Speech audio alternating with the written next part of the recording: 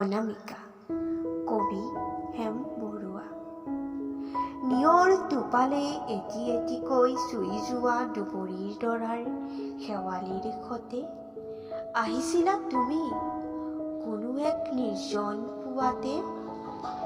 পৃথিৱীখন তেতিয়া নিতাল মাৰি শুই আছিল, সকলো নিমাত, তুমি ভাষাহীন এলানি পোহৰ।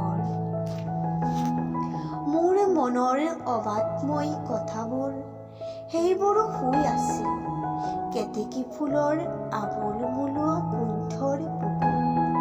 এলেহুৱা ফেটি সাপ এটা নিকাল মাৰি শুই থকাৰ দৰে তাৰ চকু দুটা একোটা জোনাকী পৰুৱা।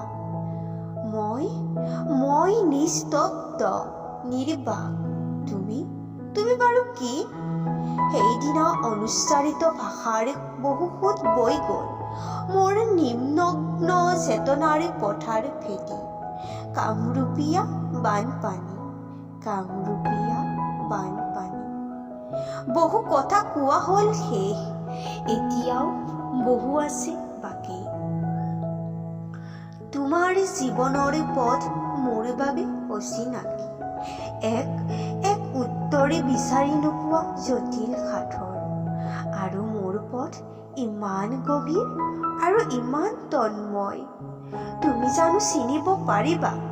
তুমি ভাই বুজিবও নোৱাৰা আমাৰে অচিনাকি পথ।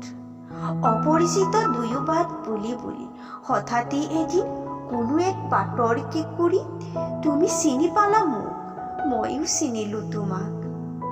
উচাপ খাই উঠি আমি দুয়ো স্তব্ধ হৈ গ'লো। মৰমৰ খৰস্ৰোতা নৈ শিলনি বগাই বৈ গ'ল। বহু কথাই কোৱা হ'ল শেষ, এতিয়াও বহু আছে বাকী। তুমি কিয় শুনিব নোখোজা মোৰ চকুৰ পতাত সেইবোৰ কথা? এবাৰ মাথো শুনা, আছে একাধাৰে লেখা। তুমি বুজিকে নোপোৱা ন, তুমি অনাসৰী। মই কিন্তু জানো, এটা কথা জানো খুব নিয়াৰিকৈ। চকুৰ পতাত মোৰ বুকুৰ মৰমবোৰ কষটি শিলৰ সোণোৱালী ৰেখা হৈ আছে। চম্পা কলি, কিমান যে নাম সাজি মাতিছো তোমাক।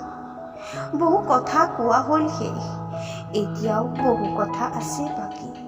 এখন বহল সাগৰ, তাৰ দিগন্ত চকুৰে নালাগে মনেৰেও তুমি জানো মানিব পাৰিবা?